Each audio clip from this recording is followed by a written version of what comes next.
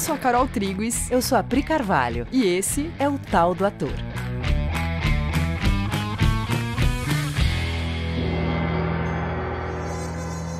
E aí, galera? Oi, gente! Beleza? Vocês estão bem? Bom, seguinte, a gente está nessa fase, né, de falar sobre o trabalho do ator sobre si mesmo, porque a gente percebe que técnica por si só não faz verão.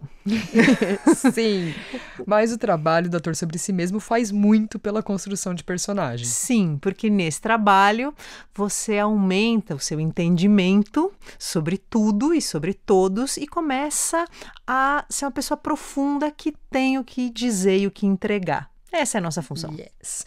Então, vamos lá para a prática disso no trabalho, né? Então, você tá lá e você pega uma grande personagem, ou todas as grandes personagens. Hamlet. Nora, todos os personagens do Ibsen. Todos os personagens do Chekhov. Todas as personagens do Strindberg. Do Ionesco. Do Beckett. Do Tennessee Williams. Do Pinter, né? O filho volta para casa depois de muitos anos para apresentar a esposa para o pai e para o irmão. A história vai, a história vem.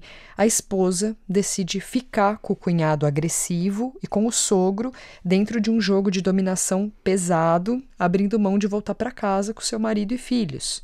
Você pega essas personagens e você não vai saber o que fazer com elas. Você não vai saber nem por onde começar, a não ser que você tenha muito conhecimento de processo humano. Não que você precise fazer uma faculdade de psicologia para ser ator, o que seria ótimo, né? Eu lembro na faculdade, eu tendo essa matéria, né? Psicologia, filosofia, antropologia, né? Dava para perceber que os professores queriam muito oferecer para um monte de gente de 17, 18 anos um tanto que fosse de conhecimento existencial. Porque senão, como que você faz Antígona? Ela mata os filhos para poder se vingar.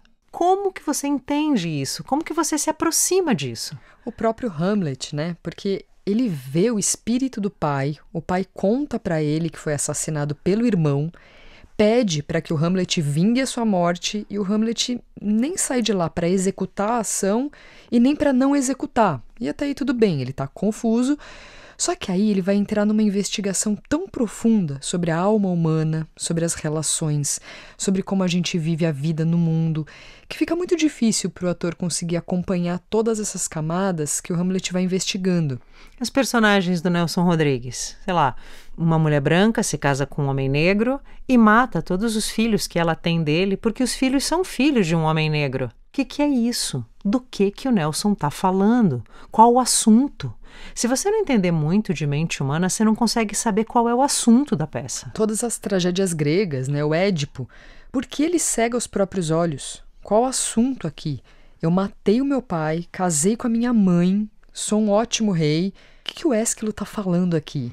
Ou as três irmãs do Chekhov, que ficam lá esperando e nunca voltam para Moscou. Aí o seu professor, para te ajudar, te conta que é um momento na Rússia onde a aristocracia decadente, pré-revolução, se sente presa numa coisa, sentindo a iminência de uma mudança que está por vir, e que o Chekhov está escrevendo nesse contexto e de alguma maneira reflete isso. Mas isso ainda assim não é suficiente, porque não é suficiente até eu conseguir entender onde isso me diz respeito. Só que isso que a gente está falando não serve só para fazer grandes personagens, né? Mesmo um personagem mais cotidiano, para ficar bom, incrível, humano, vai precisar do olhar de um bom ator sobre ele. Eu lembrei de uma coisa que o meu professor falava. Ele dizia: se não é para você iluminar o texto no papel, deixar o texto mais fácil, sabe? Chegando mais nas pessoas, não faz sentido montar. Fica mais fácil distribuir o livro para a plateia e ela lê.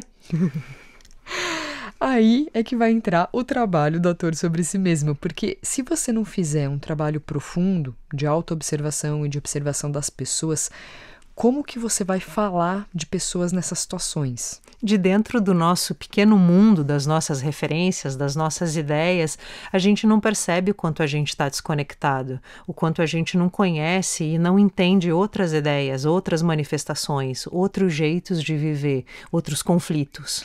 A gente fica leviano ao falar de questões do outro, né, da questão da personagem, se a gente está olhando para ele a partir do meu filtro. Mas e aí? O que eu faço? Vamos lá! O ator é muito beneficiado por essas grandes personagens, porque em se colocando em situação, entrando em contato com esses textos muito profundos, no decorrer da vida, a nossa cabeça vai abrindo e os nossos horizontes vão se expandindo, e é por isso que essa é uma das profissões que se diz que você melhora com o tempo, né, se você for esperto. Só que você vai ter que esperar 50 anos de carreira para fazer a Julieta, mas ela tem 14. Sua mente tem que ser expandida. E é aí que aquele trabalho cotidiano que a gente fica falando tanto em vários episódios entra em cena. Aquele investimento numa investigação sincera dos processos humanos. Todas as tuas relações, emoções têm que servir de material de investigação. E no episódio de hoje a gente está retomando essa conversa para dar mais alguns passos para o entendimento de algumas outras coisas. Então, a gente vai fazer uma afirmação aqui, presta atenção. As pessoas querem ser felizes. Todo mundo quer, no fim das contas, ser feliz. Todo mundo faz tudo o que faz para tentar ser mais feliz no final. Nossa, Priscila, mas tem gente que parece que não quer ser feliz, não. Faz tudo o contrário. Ah, Carol, mas a gente vai ter que olhar para isso mais de perto, então. Então vamos lá.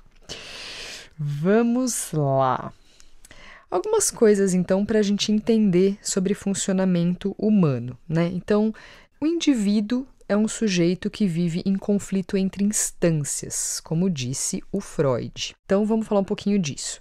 O Freud ele vai falar sobre a estrutura cindida do sujeito humano, ou seja, da estrutura rompida do sujeito humano. É a ideia de que tem uma estrutura subjetiva que é dividida em duas partes, duas grandes instâncias, como ele chamou, né? Consciente e inconsciente. Essa foi a primeira grande formulação que o Freud fez. A segunda formulação foi depois de 20 anos, que foi o id, o ego e o superego. Aí, no texto A Cisão do Eu, o Freud vai falar do eu que tem uma divisão, uma quebra na sua estrutura. Ou seja, o eu é sempre um campo de batalha. No mínimo, ele está sempre entre os seus ideais e os seus impulsos vindos lá do inconsciente. Esse eu é alguém que não sabe a quem atender. Se ele atende os seus impulsos lá do inconsciente ou se ele atende os seus ideais, que são do superego e que são do mundo externo. Então, esse eu fica tentando dar conta de vários senhores. E como diz o Freud, o eu não é senhor em sua morada. Ele está sempre em conflito. Isso tudo que a gente está falando aqui é um resumo bem resumido das principais descobertas do Freud. E tudo isso está em conflito com a natureza de quem você é. Nossa natureza, a nossa vida, é imaterial. Você não vê a vida em si, você vê a manifestação da vida, né? Porque a vida é espiritual. Então, mesmo que tenham essas instâncias em conflito com elas mesmas, na verdade, tudo isso está em conflito com o que eu sou de verdade, que está fora dessas instâncias. Então, mesmo que eu tente satisfazer uma instância ou outra, ou mesmo que eu tente me equilibrar entre essas instâncias, tem algo que, se eu não olhar, eu vou continuar em conflito, que é o conflito entre o que eu sou e essas instâncias. Eu fico tentando arrumar essa casa, mas é uma casa que não me pertence, porque a casa que me pertence é outra. Minha vida é espiritual. Essa é uma das dificuldades de entender o Shakespeare ou o Goethe, que são autores ancorados na realidade existencial, ancorados na realidade espiritual, que falam a partir dessa instância, dessa compreensão. E o ator só vai conseguir fazer uma personagem desses autores, conforme essas personagens foram pensadas por eles, se esse ator for olhar de onde os autores estão olhando. E por que a gente está falando disso? Porque esses conflitos entre as duas instâncias e entre essas instâncias e o que eu sou de verdade vão estar manifestados em todas as personagens. Personagem é a manifestação desses conflitos, é a personificação desses conflitos. Eu entendendo esses conflitos, eu consigo entender onde está a minha personagem. E a minha função sempre vai ser apontar minha personagem e a plateia para mais perto de si mesma, onde ela está fora desses conflitos, onde ela tenha um caminho de saída. Aí você está prestando um serviço bastante palpável e objetivo. Para isso tem que adquirir sabedoria, para isso você vai ter que entrar em processos de autoobservação e autoconhecimento. Beleza, amores? Essa é a nossa dica e reflexão dessa semana. Qualquer dúvida, qualquer consideração, escreve pra gente lá no Instagram, Coexiste Teatro. Sim, e se você acha esse conteúdo útil, divulga, compartilha, curte isso, que aí é distribuído para mais pessoas. Sim, e até semana que vem. Um beijo. Tchau.